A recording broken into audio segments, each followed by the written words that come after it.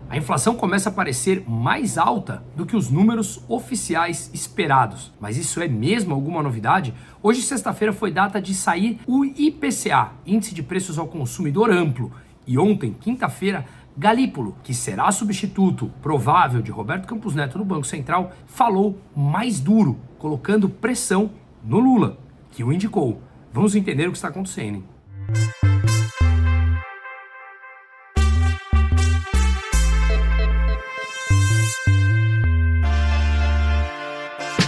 Hoje, sexta-feira pela manhã, saíram dados do IPCA, Índice de Preços ao Consumidor Amplo, que é um dos índices oficiais de inflação. O número veio em julho 0,38%, acima do que o mercado esperava e acima da leitura mensal do mês anterior, que foi de 0,21%, ou seja, subiu de 0,21% para 0,38%. No ano de 2024, de janeiro a julho, a inflação foi computada em 2,87%. Nos últimos 12 meses, que também é uma forma de ler a inflação, o dado está em 4,5%. Vamos lembrar que no mês anterior, a leitura dos últimos 12 meses estava em 4,23%, ou seja, subiu de 4,23% para 4,5%, quando a meta é de 3%. Sem novidade nenhuma, os números vêm mostrando crescimento. No Boletim Focus, divulgado toda segunda-feira pelo governo, nas últimas semanas já vem apresentando perspectiva de alta, não apenas em 2024, mas também em 2025, 2026 e 2027. Aqui nesse canal a gente fala muito sobre a parte econômica e como toda a parte política interfere na ponta final da economia, e com essa política retrógrada, antiquada, não tem outra maneira a não ser a inflação voltar. Estamos longe de falar de hiperinflação, mas que ela vai se distanciando da meta de forma gradativa, de forma importante. Só que esse número também não reflete a cesta de consumo final da classe mais pobre, nem inclusive de nenhuma das classes no Brasil. Mas claro, o mais pobre acaba sentindo muito mais. Ele consome grande parte daquilo que ele ganha no que é mais importante, como por exemplo, alimentos ou transporte para chegar ao trabalho, que são dois grupos importantes dentro do IPCA que sofrem altas exponenciais e, portanto, afetam diretamente um percentual maior da renda dos mais pobres, dando a entender ou dando a percepção real que a vida está muito mais cara. E efetivamente está. Para um pouquinho nesse momento e reflita quanto você está gastando mais para abastecer o carro, quanto você está gastando a mais em transporte no último ano, quanto de supermercado comprando as mesmas coisas você está gastando mais. Pois é, o número é muito maior e assustador do que o próprio IPCA, não é mesmo? Mas vamos dar sequência aqui então. Nessa mesma leitura que saiu hoje, sexta-feira pela manhã, o IPCA mostrou alta de 7 dos 9 grupos contemplados pelo índice de inflação, além dos serviços analisados. Então nós estamos falando de produtos e serviços. Dos 9 grupos totais, 7 sofreram altas. Qual foi o maior? Transportes, que teve uma alta de 1,82% no mês. Habitação, 0,77% no mês. Se olharmos no quesito transporte, a gasolina subiu 3,15% e passagens aéreas subiram incríveis 19,39%, encarecendo o grupo de transportes, que, como eu falei, subiu 1,82% e teve uma participação de 0,37 pontos percentuais dentro do IPCA por completo. Portanto, vamos analisar que o IPCA ele é um composto de vários grupos que analisam a inflação, o consumo médio de um padrão entre as famílias brasileiras. E é disso que nós estamos falando.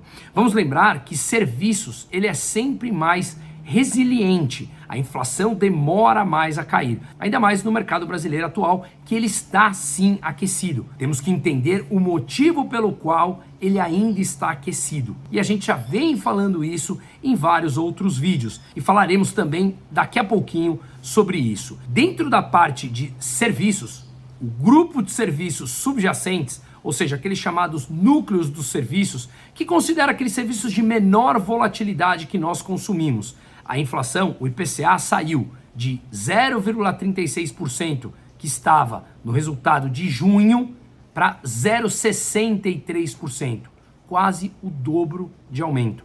O mesmo ocorreu também com a média dos núcleos de inflação, quando a gente retira os componentes mais voláteis, como por exemplo o preço de energia e transporte. O grupo que concentra os itens mais estruturais da inflação, ele saiu de 0,23 para 0,43, também praticamente dobrou de um mês ao outro. E tudo isso tem a ver e aquece também o mercado de trabalho, não por aumento de produtividade, por conta de um fiscal muito solto. E o que significa isso, Bruno, um fiscal muito solto? O governo gasta mais do que arrecada e com isso ele injeta mais dinheiro na economia. Por exemplo, são mais de 30 bilhões de reais que ele resolveu antecipar em precatórios e esse dinheiro vai para a mão da população. Ele pode também, o governo, gastar muito mais, como ele vem fazendo, e a gente já fez inúmeros vídeos sobre o déficit, sobre o rombo das contas públicas, e mostraremos aqui no final de novo. Portanto, o governo gastando mais e esse dinheiro chega na mão da população. E assim, dá a falsa sensação que essas pessoas estão mantendo o poder de consumo dela. No curto prazo está tudo bem. Só que quando a inflação começa a subir dessa maneira, todo o poder de compra que esses trabalhadores parecem ou sentem que ganharam, eles vão por água abaixo por conta da alta dos preços. Eu soltei um vídeo ontem no meu canal do YouTube, que está lá disponível, sobre o incremento do salário mínimo e como isso leva a um rombo maior nas contas públicas, que é inflacionário por natureza.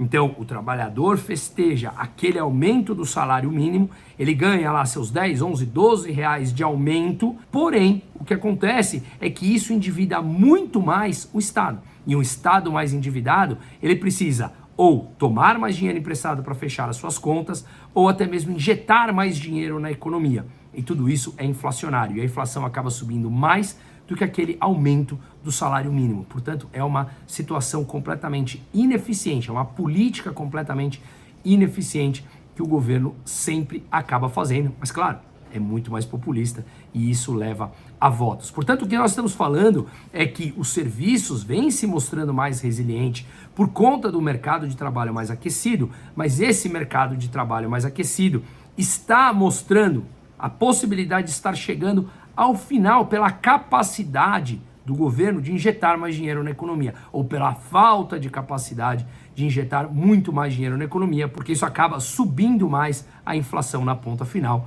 e isso não é popular para eles, porque o governo precisa voltar a subir a taxa de juros via o Banco Central e, consequentemente, a economia vai desacelerando e a popularidade vai caindo. É um ciclo bastante simples de entender, mas o ciclo populista é sempre esse: soltar o fiscal, gastar muito mais do que pode, no curto prazo parece que está tudo bem com tamanha injeção de dinheiro na mão da população, estimulando, incentivando o consumo e o próprio endividamento de famílias e empresas, eles gastam mais, tem aquela falsa sensação por um tempo que está tudo bem, de repente a inflação volta e essa inflação acaba consumindo grande parte desse poder de compra e deixa uma maré de pessoas e empresas endividadas que começa a aparecer uma série de quebradeiras, de aumento de desemprego, de recuperação judicial. Como a gente tem visto agora, já havia recuperação judicial, um número exponencialmente maior do que a gente via no ano passado. Portanto, isso não é surpresa para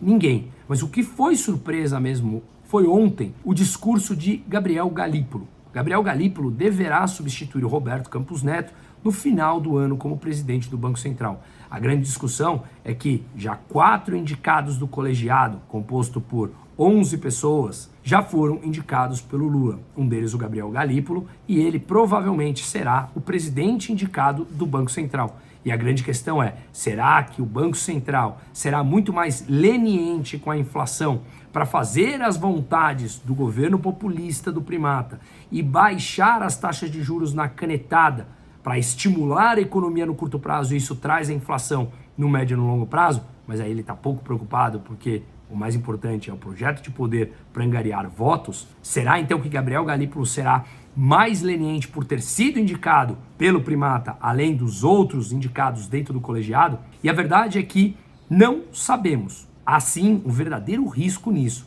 Mas ontem, Gabriel Galípolo surpreendeu e ele foi mais duro na crítica. Deve ter deixado o primata bastante complicado, se coçando de raiva ali no seu quarto. Pois bem, o que Gabriel Galípolo então falou?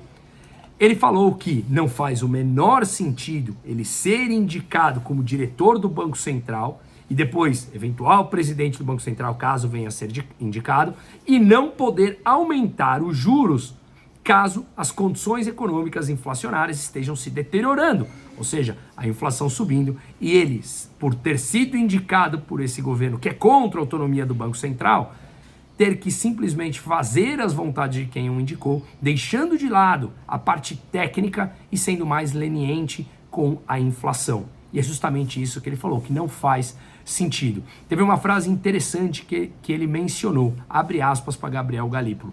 Para mim, essa ideia se assemelha a um sujeito que foi estudar medicina, foi trabalhar no pronto-socorro, mas infelizmente não pode ver sangue, senão desmaia. Ou seja, se ele estiver como presidente ou já como diretor e não poder ter a liberdade de subir a taxa de juros porque quem o indicou é contra, é a mesma coisa que um médico que não consegue ver sangue. E ele continuou, não faz muito sentido imaginar que você vai passar 4 anos sem poder fazer algo nesse sentido. E no final, ele também falou que todos os membros, atenção aqui, todos os membros do colegiado do Copom, do Comitê de Política Monetária do Banco Central, estão dispostos a aumentar os juros, caso seja preciso, devido ao reforço à unanimidade. As últimas 2 decisões foram unânimes. Lembrando que 2 antes não tinham sido unânimes e aqueles indicados pelo presidente primata, Lula, tinham votado contra a outra maioria que acabou vencendo por conta do voto de Minerva de Roberto Campos Neto, presidente do Banco Central. Os indicados do Lula estavam querendo baixar a taxa de juros, assim como o primata e todo o entorno petista da ala mais radical, como o Gleisi Hoffmann, que adora culpar o Banco Central como consequência da dificuldade econômica que o Brasil possa vir a padecer e dizer que isso é justamente um complô contra o Banco Central, que é uma piada, obviamente. Vamos lembrar que eu já fiz outros vídeos explicando a importância da autonomia do Banco Central, em que países aqui da América Latina já tem esse discurso superado desde os anos 90. Países que não têm autonomia é justamente, por exemplo, a Turquia, que baixou a taxa de juros na canetada, porque o Erdogan, o presidente autocrata, queria, a taxa de juros saiu de 20% para 9% e hoje está em 50% com inflação muito mais alta. O Brasil aprovou a autonomia do Banco Central em 2019 e antes de ter essa autonomia, quando a presidente era a Dilma, outra catástrofe, e tinha o presidente do Banco Central, o Tombini, eles também baixaram a taxa de juros na canetada de 12,5% para 7% alguma coisa, e 1 ano depois, a inflação estava lá no alto e a taxa de juros em mais de 14%. Lembrando, com distribuidoras e geradoras de energia quebrada, porque elas congelaram todos os preços de energia. Tabelar preço a gente sabe que leva à escassez e ao prejuízo das empresas. E a Petrobras, que passou a ser a empresa mais endividada do mundo, também quando eles congelaram o preço da gasolina. 1 ano depois, a inflação já tinha explodido. Portanto, não tem novidade alguma. E graças a isso, graças a esse discurso do próprio Galípolo, além da parte internacional que a gente vai mencionar já, o que aconteceu foi que o dólar, que chegou a bater mais de 5,80 na segunda-feira, depois que o Japão teve uma queda de 13% na bolsa, o que a gente viu é que o dólar já recuou para a casa dos 5,52, que está agora, que eu estou gravando, às 15 para as 2 da tarde dessa sexta-feira. E o que fez, então, o dólar cair nesse patamar? Bom, continua ainda, obviamente, muito alto, mas caiu ali dos 5,80 para 5,52. Então, não há problemas domésticos? Muito pelo contrário. Além disso, já vou explicar, além disso, a taxa de juros futura, com vencimento em 2030, que chegou a bater mais de 12,5% há poucos dias atrás, está agora, nesse exato momento, a 11,70%.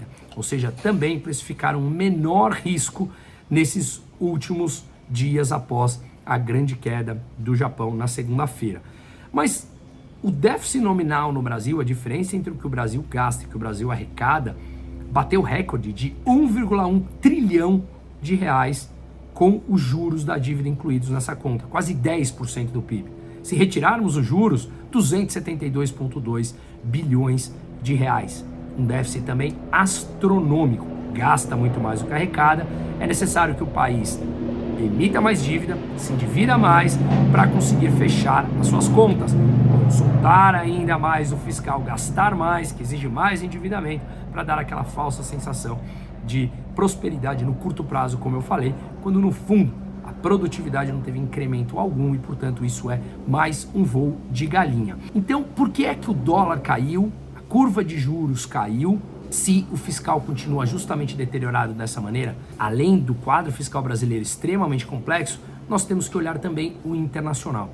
Os Estados Unidos vêm aumentando a probabilidade de começar a cortar a taxa de juros em setembro. Com isso, quando os Estados Unidos, se eles vierem a cortar a taxa de juros, e o Brasil, até via Galípolo, o possível presidente do Banco Central no ano que vem, falando que inclusive os membros falarem em aumentar a taxa de juros, lembrando que BTG, Itaú falou que o Brasil já precisa aumentar as taxas de juros, porque senão a inflação vai continuar subindo com esse fiscal deteriorado. O que a gente vê é que se os Estados Unidos baixam a taxa de juros e o Brasil mantém ou sobe, o diferencial entre taxa de juros dos dois países cresce. O chamado carry trade, que eu já expliquei num vídeo anterior aqui na semana passada nesse mesmo canal, ele favorece o carry trade, tomar dinheiro emprestado num país com juros mais baixos para aplicar num juros mais alto. Então, se você toma dinheiro nos Estados Unidos a um juros mais baixo e manda esse dinheiro para o Brasil, você tem uma entrada de dólar. Uma entrada de dólar faz com que o real se valorize. E mesmo o iene, o Japão, o Banco Central japonês, o BOJ, falou que não vai subir a taxa de juros mais. Eles já subiram de 0,10 para 0,25, não subirão assim no curto prazo. Portanto, continua favorecendo o carry trade, tomar dinheiro de repente em ienes, apesar de todo o problema que está existindo do maior carry trade do mundo, que eu já expliquei em outro vídeo, continua sendo muito favorável o diferencial de juros entre países desenvolvidos e o Brasil ou emergentes. Portanto, ainda favorece a entrada de dólar especulativo nesse ponto. Não significa que é entrada de dólar para capital de longo prazo, em meio a essa insegurança jurídica, institucional que o Brasil vive. Ou seja, olhando o cenário internacional, há espaço para a entrada de dólar pelo carry trade, pelo lado especulativo. E isso, o real se valoriza. E claro, num dia de pânico, o mercado tende a puxar o dólar muito mais. E ao longo do tempo, ele vai achando o seu equilíbrio.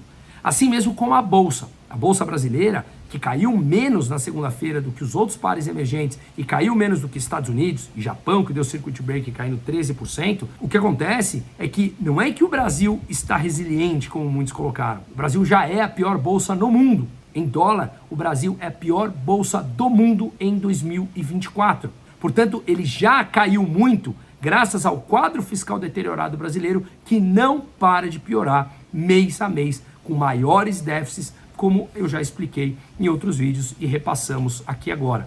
Então, é bem provável que a Bolsa Brasileira já tenha precificado grande parte disso, e claro, isso abre oportunidades técnicas, principalmente por um chamado value investing, ou seja, o bom e velho método antigo de Warren Buffett, procurar pechinchas, preços mais baratos e, claro, levando em consideração sempre a frase de um dos maiores investidores do mundo, que fala que é hora de comprar quando todo mundo está com medo e a hora de vender quando todo mundo está querendo entrar. Justamente por isso ele está com bilhões em caixa, que ele vem desfazendo as suas posições em ações no mercado americano depois da incrível alta que teve nos últimos anos. E no Brasil, em meio a tudo isso, sim, conseguimos encontrar oportunidades técnicas olhando preços de empresas. Sem contar também que é bem provável, e assim esperamos, que Trump ganhe de Kamala Harris nos Estados Unidos, e as políticas do Trump também têm questões inflacionárias, mas ele prega,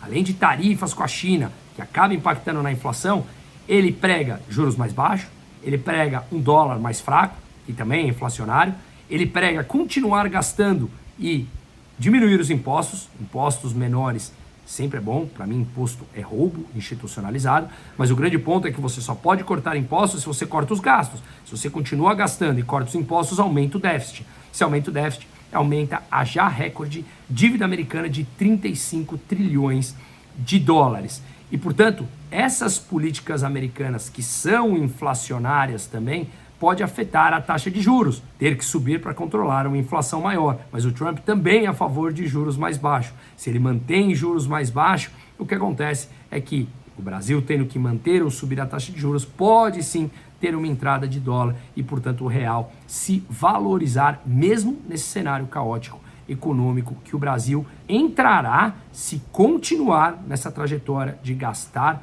muito mais do que arrecada. Não tem segredo, isso é sempre inflacionário.